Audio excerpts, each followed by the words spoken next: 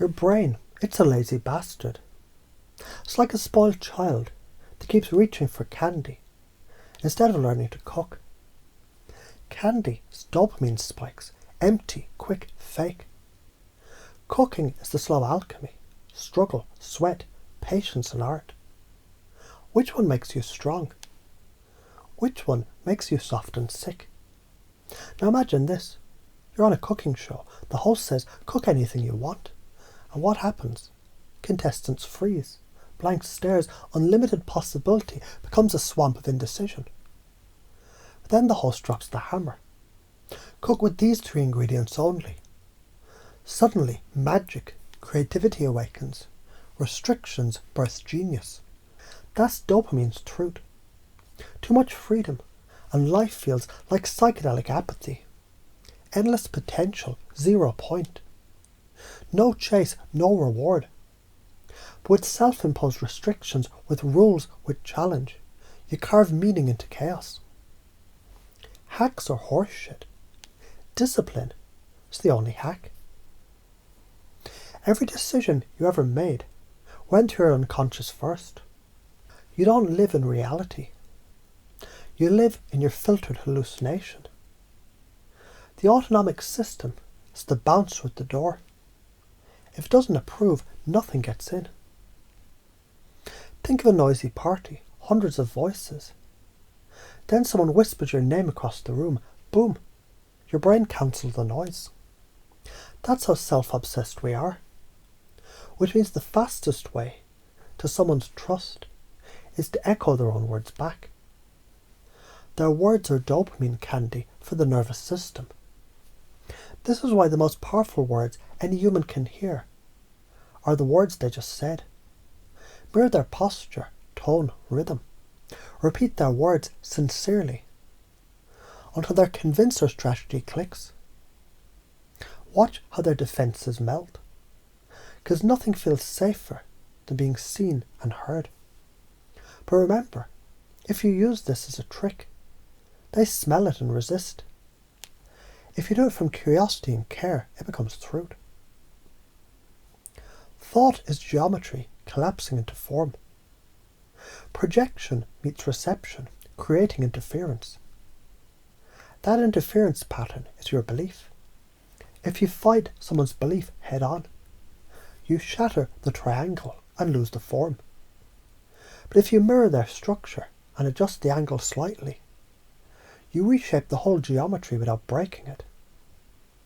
This is sleight of mouth. A frame doesn't need defending. If you're defending it, you've already lost. Rich people, they don't prove they're rich. Gravity doesn't prove it exists, it pulls. So when someone says it's hard to stop, you reframe. Exactly. Hard is the cure. Hard is the gym for your brain. Hard is the sign you're on the real path. Now resistance becomes evidence for transformation. A man bangs on a locked door, sweating, cursing, furious. The door won't budge. A child walks up, watches and asks, "Why don't you try the handle?" The man laughs, ashamed, and opens it easily. Resistance is the locked door. Mirroring is the handle. You don't need to break the door down. You need to align with its structure until it opens by itself. Neuroscience confirms this. The brain is predictive, not reactive. Every thought is the nervous system guessing what comes next. And every feeling is a prediction about survival. Change the prediction, change the feeling. Change the feeling, change the behaviour. When you mirror someone's words, you hack their predictive model. Their nervous system orients. Just like spotting their own name in a crowded room, it feels safe, familiar, validated. And from safety, transformation flows. Ignore this, and life collapses into noise. You'll chase shortcuts, burn dopamine, feel empty. You'll argue with people's beliefs, trying to break their frames, and you'll lose.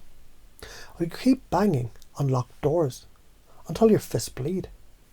Embody this. You become the one who tunes the music. You learn to pace, lead, echo, reframe. You turn resistance into compliance, chaos into coherence, noise into song. You'll hear the words people say louder now, like they glow.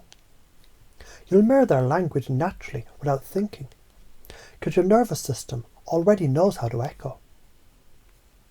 You'll value hard because you recognise it as the cure, not the punishment.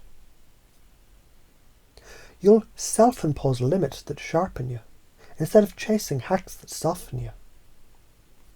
You'll respect dopamine as your compass, not your toy. You'll notice resistance as a signal, not a wall. So here's the blunt truth. Your brain is lazy. Train it. Your feelings are maps. Follow them. Your words are levers.